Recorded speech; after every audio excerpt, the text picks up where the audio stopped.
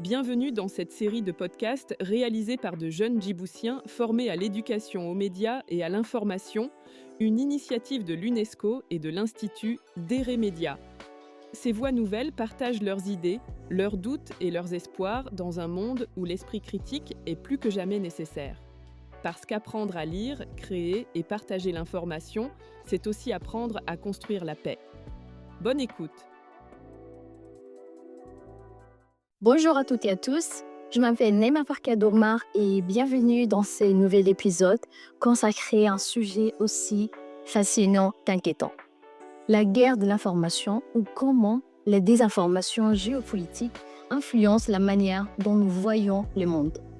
Aujourd'hui, les guerres ne se mêlent plus seulement avec des armes, mais avec des images, avec des mots et avec des publications. Une simple vidéo peut bouleverser des millions d'opinions et une fausse information fait changer la perception d'un conflit entier.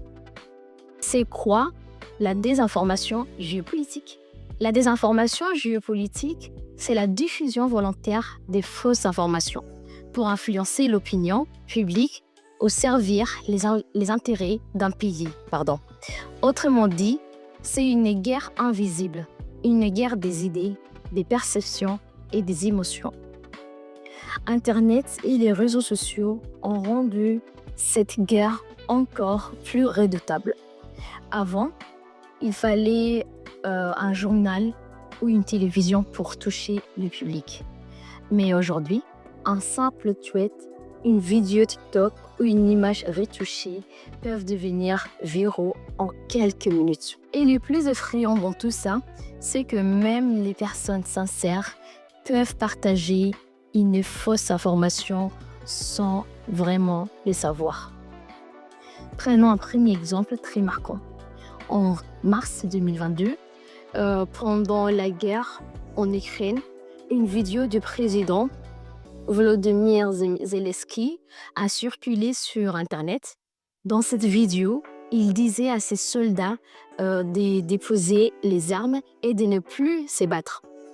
Cette vidéo a fait le tour des réseaux sociaux. Des milliers de gens l'ont vue. Certains médias ont même parlé avant de le vérifier.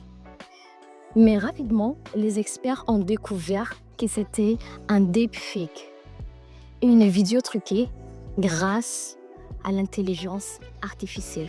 Le visage bougeait de manière étrange, les lèvres ne correspondaient pas à la voix et l'action n'était pas le sien. En réalité, c'était une tentative de déstabiliser les Ukrainiens, de leur faire croire que leur président avait abandonné. C'est un exemple parfait des désinformations géopolitiques.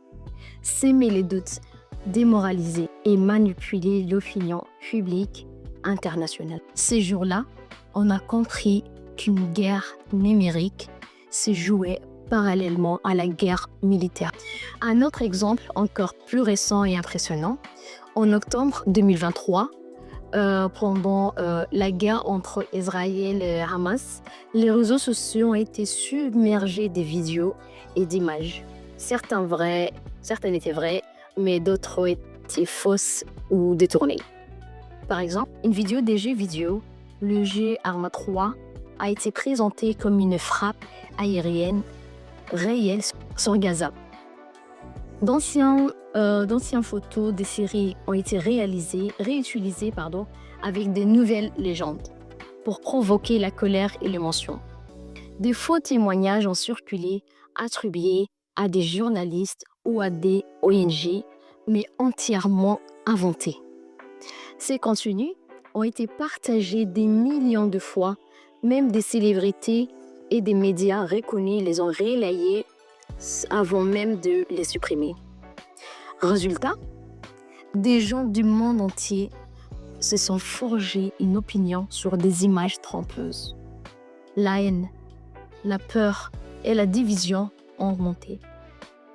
C'est là toute la puissance de la désinformation. Elle ne sait pas simplement, elle manipule les émotions.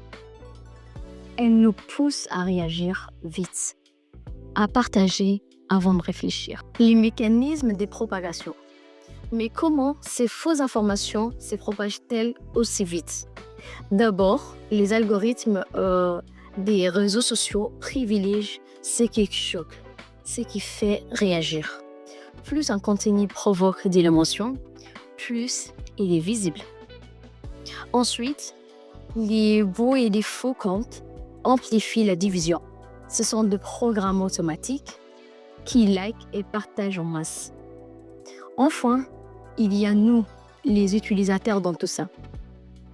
Parfois, par un simple réflexe, on partage une information sans vraiment y vérifier. Et sans le savoir, on devient soldat dans la guerre de l'information. Les conséquences sur nos visions, cette guerre de l'information change profondément notre rapport à la vérité. Beaucoup de gens ne savent plus qui croire. Certains ne croient plus aux médias, d'autres ne croient ce qu'ils pensent comme eux. La société devient plus divisée. Et c'est exactement ce qu'ils recherchent les acteurs de la désinformation. Diviser pour mieux manipuler. Quand un peuple doute de tout, il devient plus facile à influencer. Comment s'en protéger? La première arme contre la désinformation, c'est l'esprit critique. Voici quelques réflexes simples. Vérifiez toujours la source avant de partager. Comparez plusieurs médias. Si une seule page en parle, c'est que c'est faux. Méfiez-vous. Cherchez les signes de montage ou de trucage. Sont bizarres, images figées, incohérences, etc. Et surtout, ne pas partager sous les coups de l'émotion. L'éducation aux médias, c'est apprendre à ne pas être manipulé, à garder son esprit libre. Nous vivons dans un monde où l'information circule plus vite que la lumière. Mais cette abondance d'informations est aussi un piège. La guerre de l'information, c'est une guerre invisible, silencieuse, mais redoutable et surtout très efficace. Elle ne détruit pas les villes, mais elle détruit la confiance. Alors, souvenons-nous, s'informer, c'est résister. Réfléchir avant de partager, c'est déjà un acte de paix. Merci d'avoir écouté ce podcast. Restons curieux, restez vigilants et surtout, gardez votre esprit libre. À très bientôt pour un nouveau podcast. Ciao! Vous venez d'écouter un podcast réalisé par de jeunes Djiboutiens dans le cadre de la Semaine mondiale de l'éducation aux médias et à l'information. Avec le soutien de l'UNESCO et de l'Institut d'Ere Média, cette initiative encourage la curiosité, la créativité et l'esprit critique à l'ère numérique. Parce qu'apprendre à comprendre, à s'exprimer et à dialoguer, c'est déjà construire l'avenir. À bientôt pour un nouvel épisode.